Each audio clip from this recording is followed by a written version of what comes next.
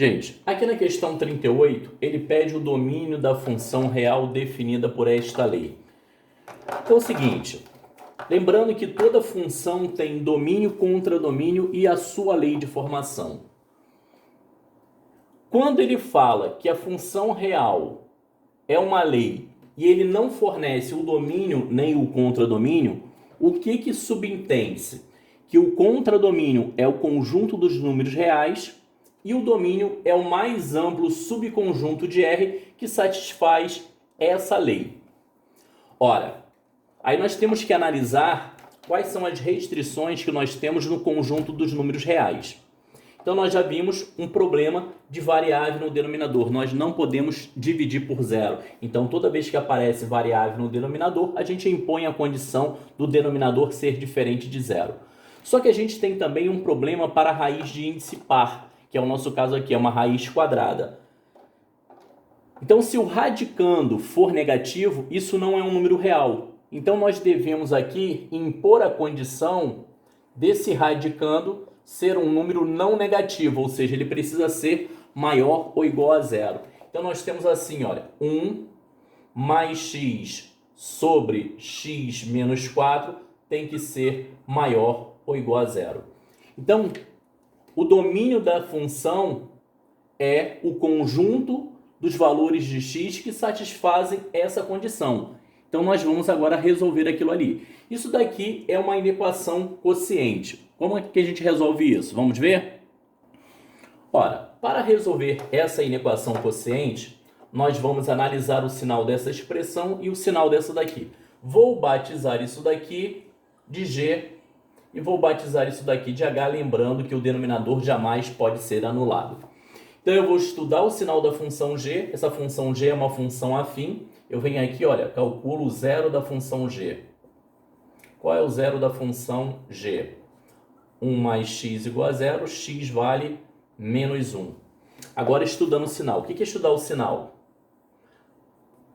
É definir para quais valores de x ela é positivo, negativo ou zero. Então eu coloco o meu eixo x, que é o meu referencial de positivo e negativo para a função, né?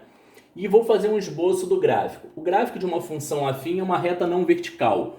Como o coeficiente de x é positivo, ela é crescente. Então, da esquerda para a direita, sobe. Onde corta aqui o eixo x é o zero da função. O zero da função ali é menos 1. O que esse gráfico me mostra? O menos 1 anula a função. Qualquer x maior que menos 1 torna a função positiva. Qualquer x menor que menos 1 torna a função negativa. A mesma coisa nós vamos fazer para a função h. Então vamos lá. Calcular o zero da função h. Zero de g, zero de h. Ou seja, x menos 4 igual a zero, x igual a 4. Mas, professor, você falou que não era para anular o denominador. Calma, isso daí a gente vai analisar na resposta. Aqui eu tenho que calcular o zero da função para verificar onde o gráfico corta o eixo x. Então, vamos aqui colocar o nosso eixo x, que é o referencial de positivo e negativo, né? Agora nós vamos fazer o esboço do gráfico. Novamente, nós temos aqui uma função afim, onde o coeficiente de x é positivo. Novamente, ela é crescente. Ó, esqueci, aqui não é f, aqui é g e essa daqui é h. Então aqui é 4. Então olhando aqui, o 4 anula a função. Qualquer x maior que 4 torna a função positiva e menor que 4 torna a função negativa. Agora nós vamos fazer uma coisa chamada quadro de sinais. Nós vamos analisar a variação de sinal para analisar esse quociente. Então nós temos uma arrumação que nós chamamos de quadro de sinais. Como que é esse quadro de sinais? Nós vamos colocar o seguinte: 1, 2, 3 faixas. Em uma dessas faixas, nós vamos colocar a variação de sinal da função g. Na outra faixa, h. E vamos colocar aqui o quociente. Oh, meu Deus, cismei com f sobre g. É g sobre h. Então, vamos lá. O zero dessa função é menos 1 e dessa daqui é 4. Então, nós temos como referenciais aqui o menos 1 e o 4. Então, só vou fazer isso daqui como referencial. Vamos pegar essa variação de sinal e colocar ali, ó. Nós vamos pegar isso daqui, ó, pegar isso daqui e nós vamos colocar aqui, ó. Então, o referencial é o menos 1. À esquerda do menos 1, a função é negativa. À direita, ela é positiva. Nós vamos agora pegar esse outro caso aqui e vamos colocar aqui, ó. O referencial agora é 4. Nós vimos à esquerda do 4 é negativo, à direita é positivo. O que nós vamos fazer agora é uma regra de sinais. Tanto para multiplicação quanto para divisão, produto ou quociente de dois sinais iguais, positivos. Se eles forem diferentes, negativo.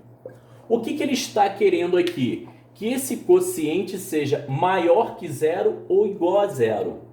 Maior que zero significa o quê? Então, olha o que eu estou querendo. Eu estou querendo que G sobre H seja maior que zero ou G sobre H seja igual a zero. Lembrando, o denominador não pode ser anulado. Ora, maior que zero significa positivo. Então, me interessa onde é positivo, olha. Então, essa parte me interessa e essa parte me interessa. Agora, igual a zero. Qual é a única forma desse quociente dar zero? Ora, para esse quociente ser igual a zero, é necessário que a G seja zero. Isso quer dizer que eu tenho que considerar o zero da função G, que é o menos 1. Então, aqui deve ser pintado em menos 1. E no 4, jamais pode ser considerado, porque o 4 anula o denominador. Então, aqui tem que ser aberto. Então, qual é o domínio dessa função? O domínio dessa função é formado por todos os números reais menores ou iguais a menos 1 ou maiores que 4. Essa é a representação do nosso domínio. Só que aqui está em forma de notação especial de intervalo. O que significa ser menor ou igual a menos 1? Ele vai para o infinito negativo e é fechado em menos 1. Ou união aberta em 4 para mais infinito. Onde a gente encontra isso? Está aqui, né? Menos infinito a menos 1 fechado, união, letra D.